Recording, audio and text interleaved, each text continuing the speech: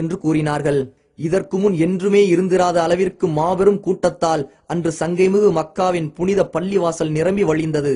அங்கு கூடியிருந்தோரின் உள்ளச்சமும் வணக்க வழிபாடுகளும் அவர்களின் ஆன்மீக உணர்வுகள் முழுமை அடைந்திருந்ததை வெளிப்படுத்திக் கொண்டிருந்தன.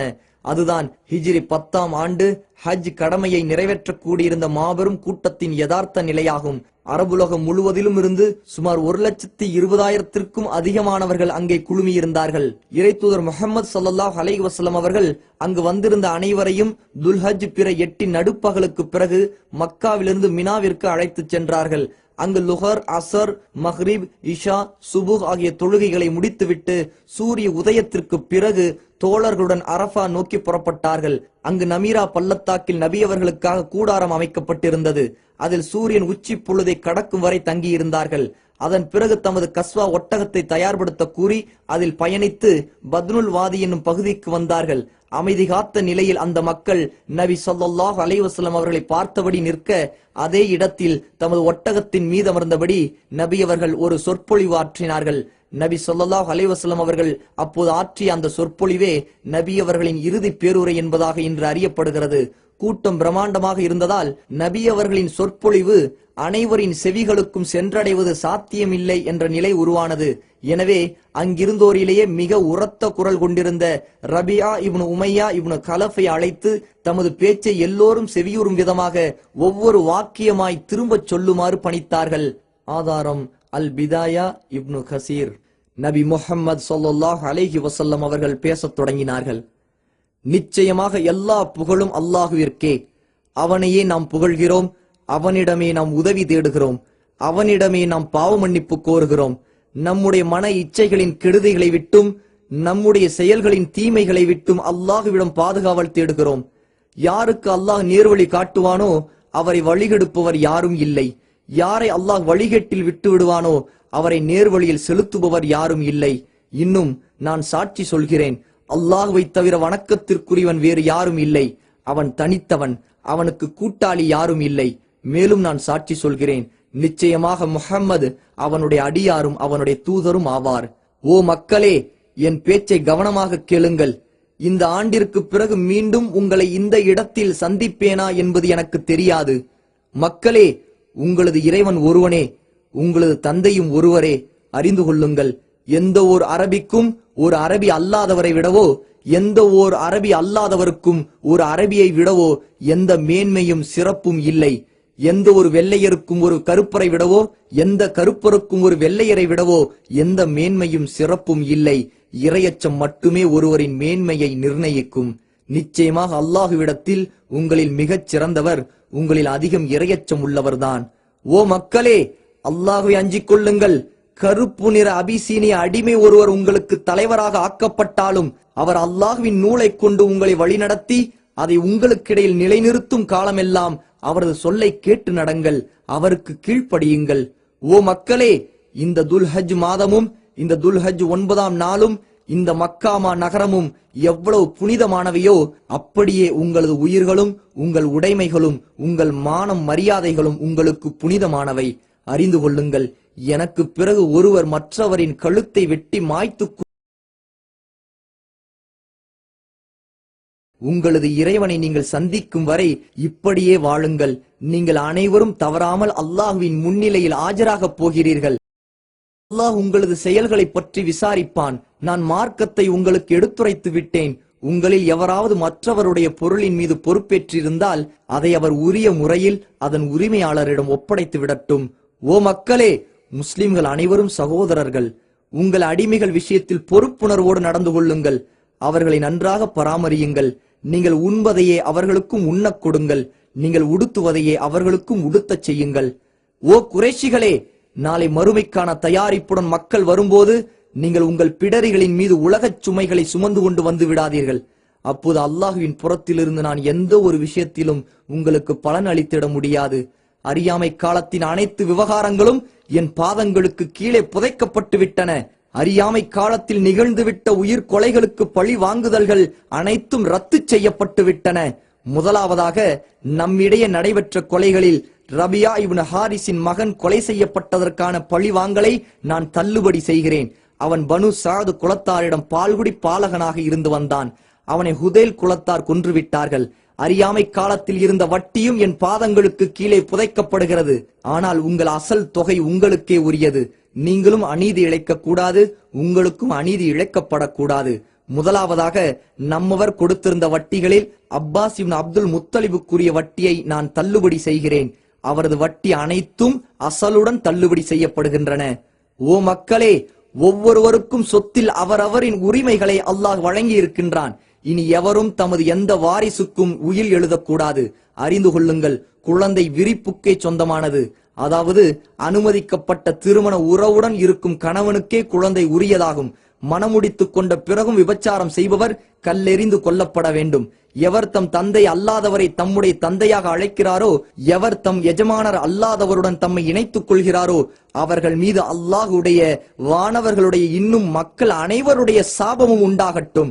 அவர்களின் கடமையான உபரியான எந்த வணக்கமும் ஏற்றுக்கொள்ளப்படாது.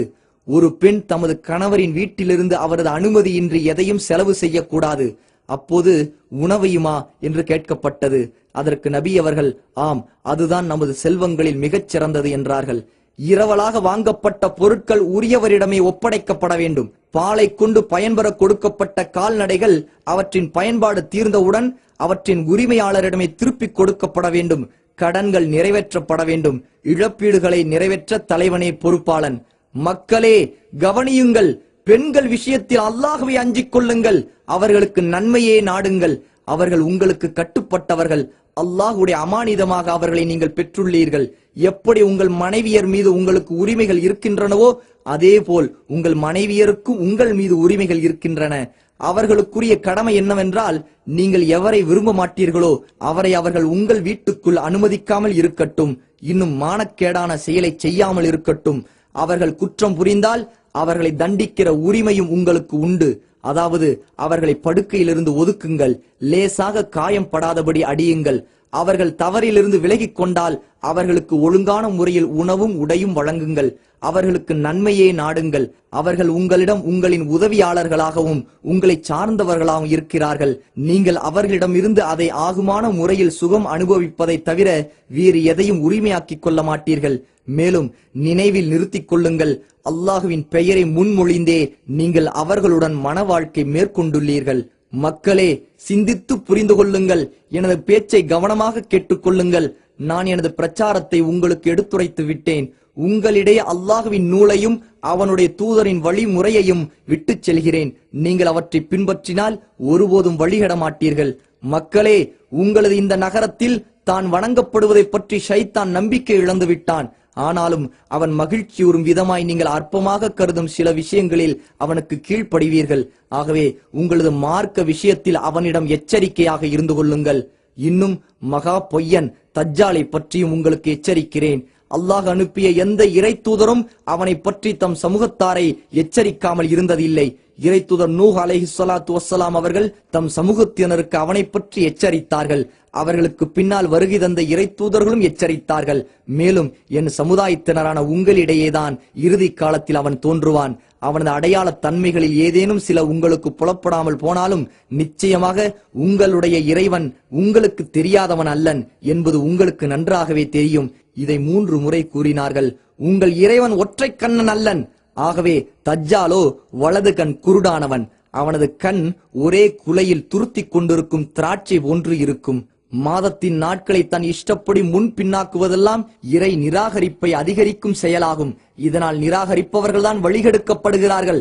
ஏனென்றால் அவர்கள் தங்கள் இஷ்டப்படி மாதங்களை முன்பின்னாக்கி ஓர் ஆண்டில் அந்த மாதங்களில் போர் புரிவதை ஆகுமாக்கிக் கொள்கிறார்கள். மற்றோர் ஆண்டில் அதே மாதங்களில் போர் புரிவது கூடாது என்று தடுத்து விடுகிறார்கள். இவ்வாறு அவர்கள் செய்வதன் நோக்கமெல்லாம் தாங்கள் தடுத்திருக்கும் மாதங்களின் எண்ணிக்கையை அல்லாஹ் தடுத்திருக்கும் மாதங்களின் எண்ணிக்கைக்கு சரியாக்கி அல்லாஹ் தடுத்திருக்கும் மாதங்களையும் தாங்கள் ஆகுமாக்கிக் கொள்வதற்காகத்தான். அறிந்து கொள்ளுங்கள், நிச்சயமாக காலம் வானங்களையும் பூமியையும் அல்லாஹ் படைத்த அன்றிருந்த அதன் அமைப்பை போன்றே இப்போதும் சுற்றி வருகின்றது. அல்லாஹுவிடத்தில் மாதங்களின் எண்ணிக்கை 12 ஆகும். இப்படித்தான் வானங்களையும் பூமியையும் அல்லாஹ் படைத்த அன்று அவனது புத்தகத்தில் பதிவு செய்யப்பட்டுள்ளது. அவற்றில் 4 மாதங்கள் சங்கைக்குரியன, 3 தொடர்ந்து வருபவை. அவை துல் காதா, துல் ஹஜ், முஹர்ரம். 4வது ஜுமாதல் ஊலாவிற்கும் ஷாபானிற்கும் இடையில் உள்ள ரஜப் ஆகும். ஒவ்வொரு முஸ்லிமும் மற்ற முஸ்லிமுக்கு சகோதரர் ஆவார். முஸ்லிம்கள் அனைவரும் சகோதரர்களே. ஒரு முஸ்லிமின் பொருள் பிறருக்கு அறவே ஆகுமானதல்ல, மனமுவந்து கொடுத்தாலே தவிர. உங்களுக்குள் நீங்கள் அநீதம் இழைத்துக் கொள்ளாதீர்கள். ஓ மக்களே, உங்கள் இறைவனையே வணங்குங்கள், உங்கள் இறைவனுக்கே பயந்து கொள்ளுங்கள். கடமையான ஐவேளை தொழுகைகளையும் தவறாது பேணுங்கள். ரமலானில் நோன்பு நோற்று வாருங்கள். விருப்பமுடன் ஜக்காத்து கொடுத்து வாருங்கள். அல்லாஹுவின் இல்லத்தை ஹஜ் செய்யுங்கள். உங்களில் அதிகாரம் உடையோருக்கு கட்டுப்பட்டு நடங்கள். நீங்கள் சொர்க்கம் செல்வீர்கள். ஒருவர் குற்றம் செய்தால் அதற்கான தண்டனை அவருக்கே கொடுக்கப்படும். மகனுடைய குற்றத்திற்காக தந்தையோ, தந்தையின் குற்றத்திற்காக மகனோ தண்டிக்கப்பட மாட்டார். ஒவ்வொரு இறை தூதரின் பிரார்த்தனையும் இந்த உலகிலேயே முடிந்து விட்டன. என் பிரார்த்தனையை தவிர நான் அதை மறுமை நாளுக்காக என் இறைவனிடம் சேமித்து வைத்திருக்கிறேன். அறிந்து கொள்ளுங்கள், மறுமை நாளில் இறை தூதர்கள் தங்களது சமுதாயத்தினர் அதிகமாக இருப்பதை கொண்டு மகிழ்ச்சி அடைவார்கள். அப்போது என்னை நீங்கள் கேவலப்படுத்தி விடாதீர்கள். நான் உங்களுக்காக கௌசர் நீர் தடாகத்திற்கு அருகில் உட்கார்ந்திருப்பேன். மக்களே, எனக்கு பின் எந்த ஒரு இறை தூதரும் இல்லை, உங்களுக்கு பின் எந்த ஒரு சமுதாயமும் இல்லை. இங்கு வந்திருப்பவர்கள் வராதவர்களுக்கு இந்த மார்க்கத்தை எடுத்துச் சொல்லட்டும். விஷயம் சென்று சேருபவர்களில் சிலர் நேரடியாக கேட்பவரை விட நன்கு ஆராயும் தன்மை உடையவராக இருக்கலாம். பிறகு நபி ஸல்லல்லாஹு அலைஹி வஸல்லம் அவர்கள் மக்களை நோக்கி, மறுமை நாளில் உங்களிடம் என்னை பற்றி விசாரிக்கப்படும் போது நீங்கள் என்ன சொல்வீர்கள் என்று கேட்டார்கள். அதற்கு அந்த மக்கள், நீங்கள் மார்க்க போதனைகள் அனைத்தையும் எங்களிடம் தெரிவித்து விட்டீர்கள். உங்களது தூதுத்துவ பொறுப்பை நீங்கள் நிறைவேற்றி விட்டீர்கள். சமுதாயத்திற்கு நன்மையை நாடினீர்கள் என நாங்கள் சாட்சியம் அளிப்போம் என்றார்கள். உடனே அல்லாஹுவின் தூதர் ஸல்லல்லாஹு அலைஹி வஸல்லம் அவர்கள் தமது ஆட்காட்டி விரலை வானை நோக்கி உயர்த்தி சைகை செய்துவிட்டு அதை மக்களை நோக்கி தாழ்த்தி, இறைவா இதற்கு நீயே சாட்சி, இறைவா இதற்கு நீயே சாட்சி, இறைவா இதற்கு நீயே சாட்சி என்று கூறி தங்களது உரையை நிறைவு செய்தார்கள். இவ்வாறு அவர்கள் கூறிய அதே இடத்தில் அல்லாஹ் பின்வரும் வசனத்தை இறக்கி அருளினான். இன்றைய தினம் உங்களுக்காக உங்களுடைய மார்க்கத்தை முழுமையாக்கிவிட்டேன். மேலும் நான் உங்கள் மீது என் அருட்கொடையை பூர்த்தியாக்கிவிட்டேன். இன்னும் உங்களுக்காக நான் இஸ்லாமை மார்க்கமாக தேர்ந்தெடுத்துக் கொண்டேன், அங்கீகரித்துக் கொண்டேன். அல் குர்ஆன் அத்தியாயம் 5 வசனம் 3. இந்த இறுதி பேருரை முழுவதும் ஆதாரபூர்வமான நபிமொழி தொகுப்புகளிலிருந்து திரட்டப்பட்டதாகும். இதற்கான முழுமையான ஆதார விவரங்களை அறிய விரும்புவோர் நாம் வெளியிட்டிருக்கிற இறுதி பேருரை என்ற தனி நூலை புரட்டி பார்க்கவும். இந்த மேற்கண்ட வசனத்தை கேட்ட உமர் ரலியல்லாஹு அன்ஹு கண் கலங்கினார்கள்.